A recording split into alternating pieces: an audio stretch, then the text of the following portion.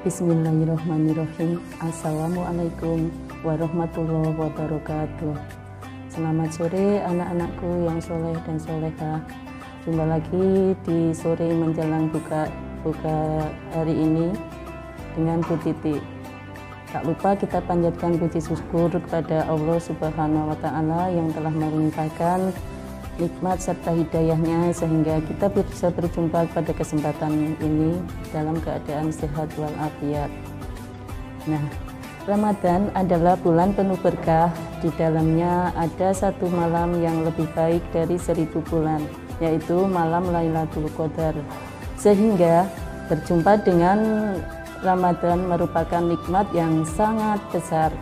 Akan tetapi, sebagian orang mendapatkan nikmat yang besar itu belum tentu menjadi manusia yang beruntung, dan sebaliknya, justru menjadi manusia yang merugi. Siapakah orang yang merugi tersebut? Menurut hadis yang diriwayatkan Tirmidzi mengatakan, sungguh celaka atau merugi orang yang berjumpa dengan bulan Ramadan, kemudian Ramadan itu berakhir dalam keadaan Allah Subhanahu wa Ta'ala belum mengampuni dosa-dosanya. Anak-anak, siapa sajakah orang yang merugi di bulan Ramadan? Ada 4 golongan ya. 1. Orang yang puasa hanya mendapatkan lapar dan haus. 2. Orang yang tidak mengikuti tarawih sampai selesai. 3. Orang yang jarang membaca Al-Quran di bulan Ramadan. Dan 4. Orang yang tidak menjaga sholat. Kita bahas ya. Untuk yang pertama adalah orang yang puasa hanya mendapatkan lapar dan haus. Orang yang puasa hanya mendapatkan lapar dan haus adalah orang yang pahala puasanya telah hilang. Hal ini karena mereka melakukan hal-hal seperti berdusta, bergunjing, puasa sebatas menggugurkan kewajiban dan tidak melakukan dengan ikhlas. Seperti hadis yang diriwayatkan oleh At-Tabrani, betapa banyak orang yang berpuasa namun dia tidak mendapatkan dari puasanya tersebut kecuali rasa lapar dan dahaga. Yang kedua adalah orang yang tidak mengikuti sholat tarawih sampai selesai. Seringkali ya kita melihat orang yang keluar sebelum sholat tarawih selesai. Orang-orang yang tidak mengikuti sholat tarawih sampai selesai tersebut menjadi salah satu orang yang sangat merugi ketika bulan Ramadan. Seperti yang hadis riwayat Tirmidzi, Ibnu Majah, dan Ahmad. Orang yang sholat tarawih mengikuti imam sampai selesai ditulis baginya adalah pahala sholat semalam suntuk.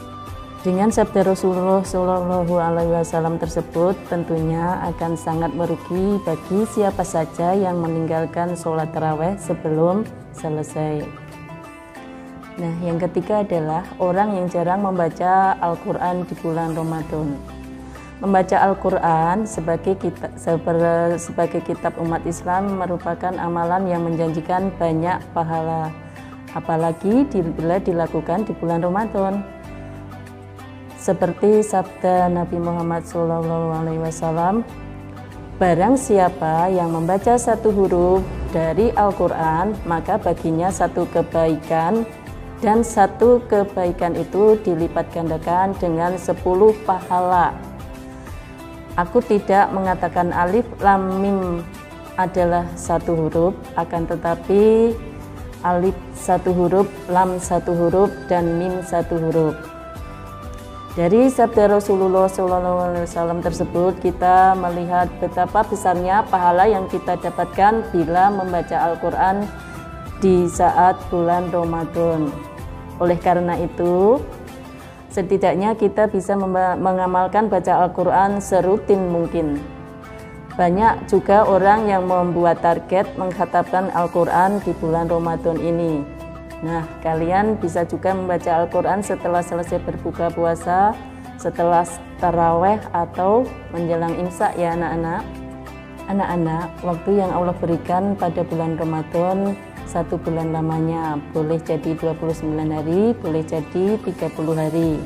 Ternyata dari sekian lamanya itu ada 4 golongan yang menghapuskan amal-amal dan menjadikan kita sebagai orang yang merugi. Orang-orang yang merugi ternyata tidak mendapatkan ampunan Allah Subhanahu wa Ta'ala. Maka berarti sungguh puasanya adalah puasa yang sangat tidak berkualitas. Sholat malamnya adalah sholat malam yang betul-betul tidak ada nilainya dan tidak ada harganya.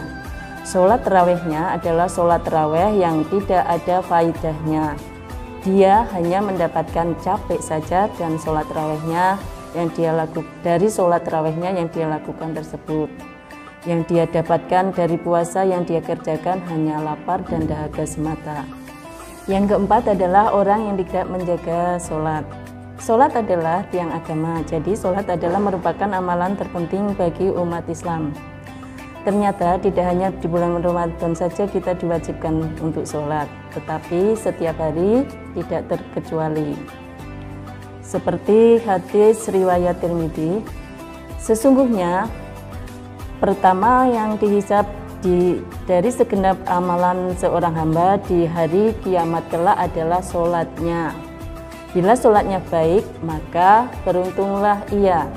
Dan bila mana sholatnya rusak, sungguh kerugian menimpanya. Nah, meninggalkan sholat wajib sama saja dengan puasa atau menahan haus dan lapar yang kita kerjakan menjadi sia-sia. Maka dari itu, sholat adalah amalan terpenting yang harus kalian laksanakan setiap harinya. Semoga kita bukan dari golongan orang-orang yang merugi di bulan Ramadan, serta semoga Allah Subhanahu wa Ta'ala memberkahi selalu puasa kita. Amin. Nah, itu tadi anak-anak yang Bu Titik sampaikan, semoga kalian bisa mengambil manfaatnya. Ada salah dan kurangnya Bu Titik mohon maaf. Wassalamualaikum warahmatullahi wabarakatuh.